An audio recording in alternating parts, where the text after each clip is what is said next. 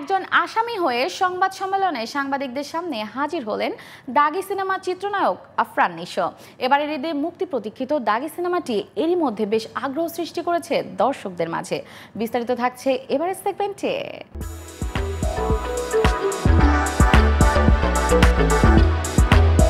দীর্ঘ বিরতি দিয়ে দাগি হয়ে বড় পর্দায় ফিরছেন জনপ্রিয় অভিনেতা আফরান নিশো।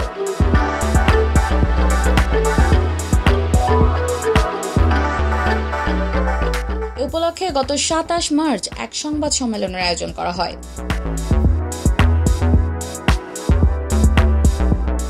শিহাব শাহীন পরিচালিত অ্যাকশন ড্রামা সিনেমায় নিশোর সঙ্গে অভিনয় করেছেন তমা মির্জা ও সুনায়রা বিনতে কামাল। নিশানকে তো আমি অনেক ভালোবাসি, যেমন আমি মাসুদকে বাসতাম। এখন ওই ভালোবাসা এই ভালোবাসার মধ্যে কি পার্থক্য সেটা আপনারা হলে গিয়ে দেখবেন। আর নিশো ভাইকে নিয়ে বলবো, নিশো ভাই তো নিশো ভাই, কি বলবো, বস তো বসই। আমাকে সব সময় উনি এটা ভালো হয়েছে, এটা ভালো হয়নি, এই যে একজন অভিভাবকের মতন দেখেন। এবং এখানে যারা আছেন আমি জানি সবাই আমাকে অনেক স্নেহ করেন, অনেক ভালোবাসেন। আপনাদের সাপোর্ট সবসময় আমার সাথে ছিল, সবসময় থাকবেও আমি জানি। দাগি আসামিকে এবার সাপোর্ট করেন এবং সাথে দাগি আসামির প্রেমিকা যারা আছেন যে এদেরকেও সাপোর্ট করেন। Thank you. সিনেমাটি আসন্ন ঈদ উল ফিতরে মুক্তির জন্য সকল প্রস্তুতি গ্রহণ করেছে। এই সিনেমাটিতে নিশো শুধু অভিনয়ই করেননি, একটি গানও গেয়েছেন। তোমাদের চোখে দাগি, আমাদের চোখে দাগি। বেশ কয়েকটি লুকে দেখা যাবে নিশোকে এই সিনেমাটিতে। সুনেরাকে নিয়ে প্রথমে বলবো, কারণ হচ্ছে সুনেরার সাথে আমার প্রথম স্ক্রিন শেয়ার।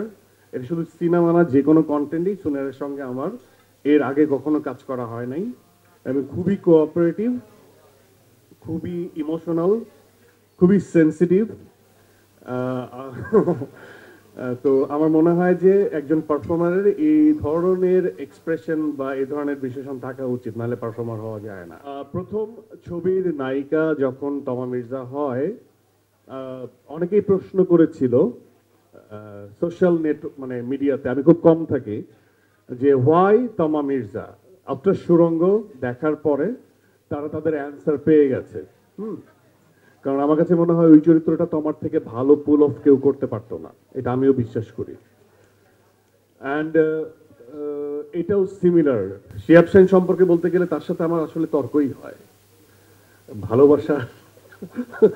আমার কাছে মনে হয় যে উনি যতই বয়স্ক হন না কেন, ওনার ভিতরে যে বাচ্চা সুলভ আচরণটা আছে এবং ওনার যে সফটওয়্যার প্রতিনিয়ত আপডেট হয়, তো এই জন্য উনি মনের দিক থেকে এবং কন্টেন্ট বলার ক্ষেত্রে উনি খুব আধুনিক এবং ওই স্টাডিটা উনি রাখেন। তো আমার মনে হয় যে আল্লাহর নাম থাকলে হয়তোবা একটা লাক ফেভার করে। তো নিশান চরিত্রের হয়তোবা ভাগ্য এবং দুর্ভাগ্য দুটোর সাথে হয়তোবা এই নাম্বারটারও মিল থাকতে পারে। এখন দেখার বিষয় নিশো অভিনীত প্রথম সিনেমা সুরঙ্গের মতো দাগিও বক্স অফিসে সাফল্য বয়ে আনতে পারে কিনা।